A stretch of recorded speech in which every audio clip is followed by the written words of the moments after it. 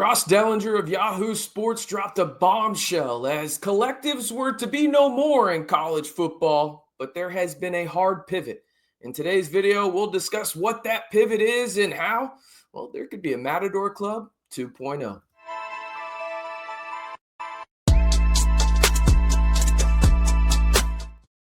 Hey, how's it going, everybody? It's RC Maxfield here for the Red and Black Report. If you haven't already, be sure to like the video and hit that subscribe button and join the largest group of Texas Tech fans on YouTube. We got a jam-packed video today discussing something that felt like it was going to be inevitable just from the standpoint of the NCAA really didn't have a lot of legs to stand on, I should say, in the sense of, okay, how are we going to limit earning potential for players? And now it's shifted a little bit, and Ross Dellinger, arguably the best in the business, up there with Pete Thamel when it comes to breaking news in the college football space. He dropped a bombshell early this week discussing, well, collectives full steam ahead, ? Let's go ahead and look at the article here. This from Las Vegas. I encourage you to go look at this article, and I will, in fact, link it down in the comments below. A lot of great stuff to go over here in terms of, we're going to look at this from a, how does Michael Scott say that in The Office? Explain it to me like I'm 5, right? That's what we're going to do in today's video, because a lot of this legalese is goes way over my head. I'm sure it does y'all's too. Let's talk about this in terms of what it means. So we'll start with this. It from Las Vegas, less than a month ago, into the House settlement, college sports new enforcement entity is adjusting its approach. Now, what we knew going into this in terms of the approach was this: collectives were going to have to go through a strenuous process of basically getting approved by a third party. I believe it was Deloitte in this regard, in terms of they had to submit it to the CSC NIL Go Clearinghouse. This change from the CSC's previous publicized approach. Now, what is the change here? Is it the wild, wild west again? Kind of, but there's also some interesting wrinkles to it as well. We'll move on down here. According to a memo sent to schools 2 weeks ago, the CSC, created and administered by the power conferences, explained that it had denied dozens of athletes deals from collectives because it is holding collectives to a higher threshold, announcing that the businesses whose sole existence is to pay athletes, i.e. collectives, cannot meet the definition of a valid business purpose. The House plaintiff's attorney, Jeffrey Kessler, and Steve Berman took issue with that interpretation, sending to the NCAA and Power League officials, a letter demanding the guidance be retracted and suggesting those rejected deals be reinstated. Here's the thing again, when it comes down to it, you can't limit this in a lot of ways, because really what it comes down to is, like it or not, the main goal here is not to really make these student athletes be quote unquote employees. Now, this won't change rev share at all. Rev share is still going to happen. I believe by the end of the decade, it's supposed to be around $30 million for each Power 5 school that opted into it. Texas Tech now, however, will have more than $30 million to play with because collectives are back. Does that mean that the Red Raiders will go out and have a wild transfer portal class every time? I don't know. But the possibility is there. We went into this year thinking to ourselves, as Red Raider Nations, as a collective, no pun intended there, that maybe this was the only year we would see the wild, wild west. Now, I don't know if this is the wild, wild west in the sense that there's no guardrails. I think that there's guardrails now, but they are very loose. And here's the thing that I think a lot of people don't want to talk about. If you put any kind of pressure on the NCAA right now, they're going to fold.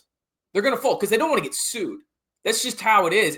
Because they know, again, back to my initial point here about this, they have very minimal legs to stand on here. Very minimal, in the sense that if there's somebody wanting to create a free market and these guys can go and make, $1.5, $2 million, and there's somebody willing to pay it, why is there, no to that, almost in a way, is really the thought process I have. There's a lot more to it, obviously, but again, we're talking about this like we're 5 here. No doubt about it. We'll go back to the article here as well. Some of the NIL deals that the CSC rejected while applying the previous guidelines will be reevaluated based on the new approach. There was multiple players that complained about this from their reps anyway, saying that, hey, I've had an NIL deal that was worth like $2,000 rejected for no reason. Like, what are we doing here? Obviously, there's going to be a lot of changes, but here's the big thing in terms of the takeaway for me. The change to valid business purpose standard potentially opens the door for the continuation of school-affiliated booster-backed collectives to provide athletes with compensation that, if approved by the clearinghouse, does not count against the school's house settlement rev share cap. This provides collectives a path to strike deals with athletes as long as those transactions deliver to the public goods and services for a profit for the organization, such as holding athlete merchandise sales, autograph signings, and athletes' appearances at, for example, golf tournaments. Here's the thing, though. Again, the NCAA has very loose guardrails. There is going to be little to no pushback here because, again, they do not want to get sued. So what does this mean for Texas Tech? We talked about the Wild West aspect of it. Well, now this positions Texas Tech to do things similar to the transfer portal class that they had going into 2025, but it also allows them, with the new laws set in place in the state of Texas, where you can sign an NIL deal if you're still in high school. If you are 17, now you can offer that potentially as a collective to these high school players. Okay? I don't think it's a coincidence when you look at what happened for Texas Tech when they got the commitment of Felix Ojo. What day did that happen on? It was on July 4th. Obviously, we celebrate that as our nation's birthday, everything like that, Independence Day, whatever it is, right? Like all that kind of stuff. But also, it was his birthday.